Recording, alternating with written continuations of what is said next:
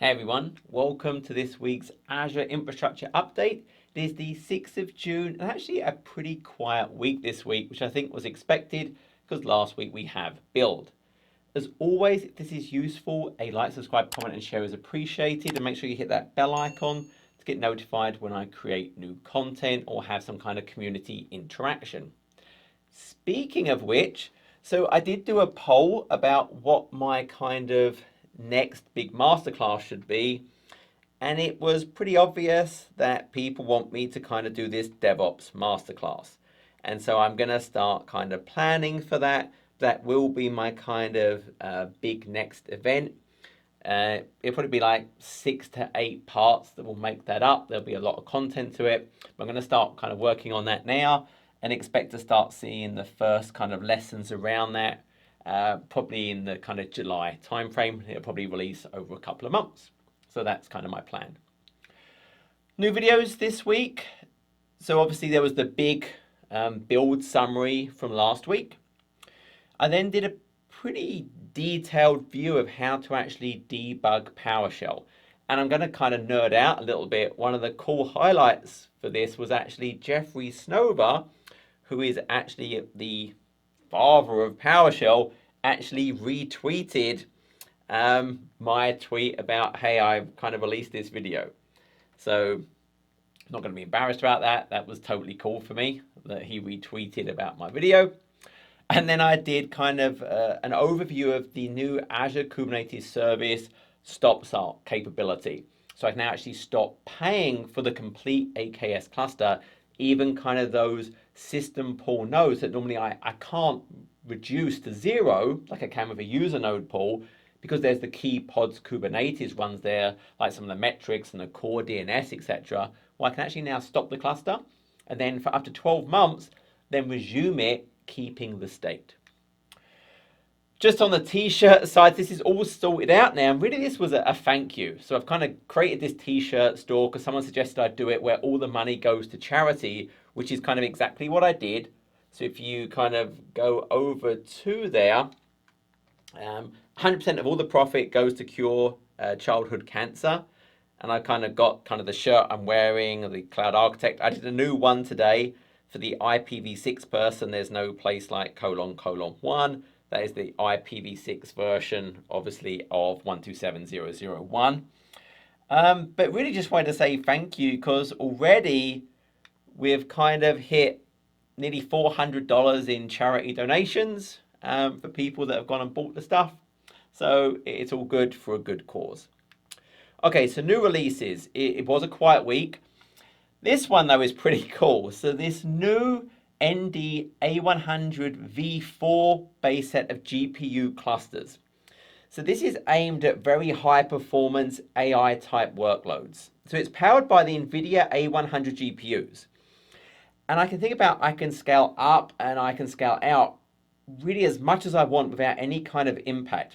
So it's 96 CPU cores, 900 gigabytes of memory, 8 NVIDIA A100 GPUs. Now, each of those GPUs has 200 gigabits per second of InfiniBand connectivity, which means I have 8 of these. So I have 1.6 terabits per second connectivity between the virtual machines, and then there's just overall 40 gigabit per second of regular Azure network connectivity. It has 6.5 terabytes of NVMe local temporary storage. So basically just these phenomenal virtual machines. Again, they're going to be pretty pricey. I'm not running it in my MSDN subscription.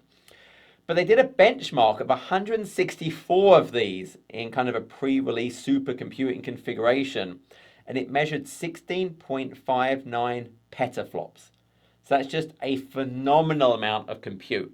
And again, you can kind of scale these as you need. So, hey, supercomputing, there you go. And then it was really just miscellaneous. There were no other announcements around network, compute, or database.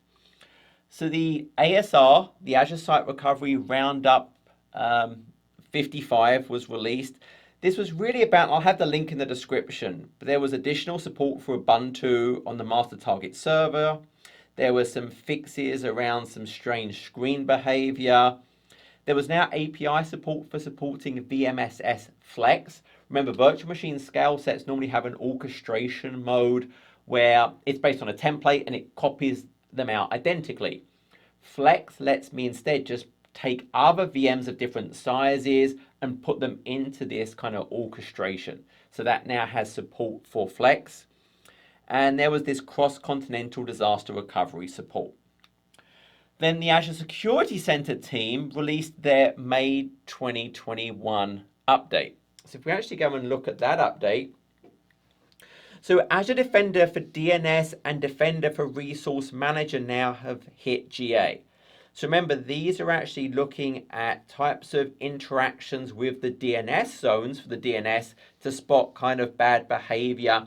And I actually showcased this in a previous video when this was in preview, some of the types of detection it does.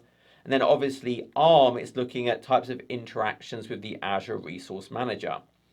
Also, Defender for the open source relational databases was released. So this is kind of the Postgres, the MySQL, the MariaDB. And that's in addition to just their regular Defender for SQL and Azure SQL database. A number of new alerts for that Defender for Resource Manager. So again, you can get an idea of some of what it's doing by the types of alerts we're seeing and the type of attack that this might actually lead to. For example, lateral movement. So it's RBAC roles granted in an unusual way, privileged customer roles. So give me good information there.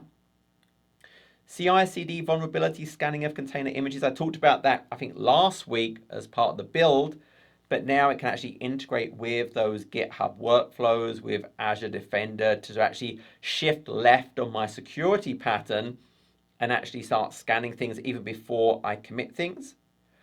More resource graph queries available for some of the recommendations. So when I look in Security Center now and I have all the data, and again, I've shown this before, what you can actually do now is actually open a query.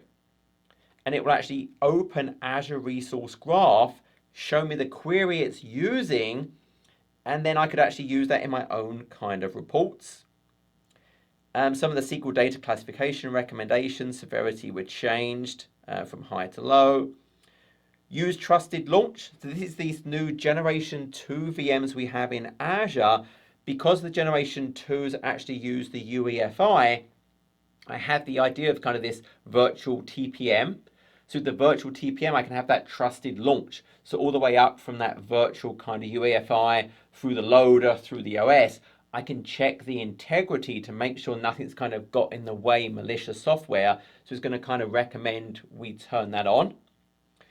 So it goes through those recommendations. New hardening for Kubernetes clusters. New assessment API expanded. Asset inventory gets a cloud environment filter. So you can actually, if I'm integrating with AWS and GCP as well, I can now filter actually based on what I'm seeing. So actually a pretty big selection of new updates from there. Next, so Azure Monitor and Azure Sentinel are price change. So it's really an Azure Monitor logs price change. But obviously Azure Sentinel uses Azure Monitor logs. All the things that get ingested in is ingested through Azure Monitor logs that Sentinel then uses. When I use Azure Monitor logs, there's really two price elements. There's the ingestion, actually getting the data in, and then the storage of the data. So what they're really announcing is for Azure Monitor logs, there's this idea that we can have this kind of commitment on how much I'm going to use. So those commitment tiers is the new name for what were capacity reservations. And basically what I say is, hey, I'm going to pay a cheaper amount of money because I'm going to know I'm going to use, for example, 500 gigabytes a day or a terabyte a day or 2 terabytes a day. And what they're basically announcing is now if you go over that amount you've pre-committed to, that additional billing will now get billed at the rate of the tier instead of the regular pay-as-you-go rate.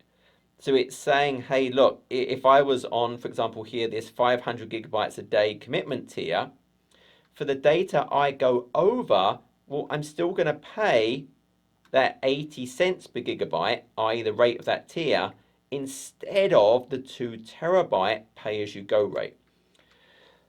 And so now, minor changes in data ingestion are not going to really punish me financially. So it's saying, hey, there's these new commitment tiers. Obviously, the higher the commitment tier, generally the cheaper you pay. But now, even if I go over that commitment, I'm not going to pay the regular pay as you go. So that's an Azure Monitor Logs pricing change. But again, because Sentinel sits on top of that, it's going to help out with Sentinel as well. And then Bicep 0.4 was released. So Bicep 0.4, for those that are following my videos, I'm doing a lot of Bicep demos now instead of ARM templates. This is really what we want to write in. So they had a new linter. So linter is kind of a component of a language that maybe checks my syntax, if I'm using good practices, and will kind of guide and showcase those things. They have a new linter. They have a whole set of new resource snippets, really now with parity of what I would get in the ARM templates. There's a whole set of resource and then module scaffolding. So if I create a resource, it will automatically scaffold out the core parameters I need to fill in. I can just kind of tab through and just enter the values I want. They have a new get secret function that instead of having to go and get a secret and pass it in as a value, I can just pass in the reference, i.e. a reference to a key vault, for example. And then there's a Bicep visualizer that, like the ARM template visualizer, will show me the dependencies, the objects. It will do that for Bicep. I can just, for example, in VS Code, right click and do Bicep visualize, and just a whole bunch of other quality improvements. And so that was really it. So those were the updates. It was a quiet week. As always, thank you for watching. I hope you find it useful. Stay safe, and I'll see you soon on the next video. Take care.